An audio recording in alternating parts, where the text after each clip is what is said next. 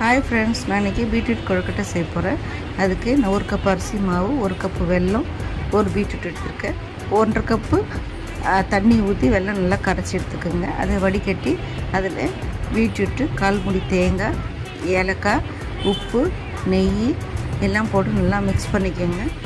தண்ணி எதுவும் சேர்த்துற வெல்லத்துலேயும் நல்லா கரைச்சி எடுத்துட்டிங்கன்னா போதும்.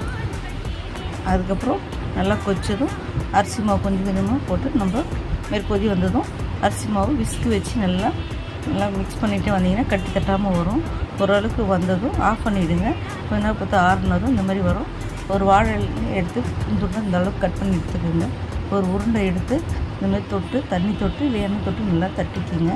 தட்டிட்டு இட்லி பானை தண்ணி ஊற்றி வேக வச்சிட்டிங்கன்னா இதுமாரி மடக்கி நம்ம எல்லாம் எடுத்து வச்சிட்டோம்னா இட்லி பானையில் ஒரு 1/4 மணி நேரம் நல்லா வேக வச்சு எடுத்திங்கன்னா பீட்ரூட் கொழுக்கட்டை ரெடி ஆகிடும். நீங்களே ட்ரை பண்ணி பாருங்கள், எப்படி இருக்குன்னு சொல்லுங்கள்.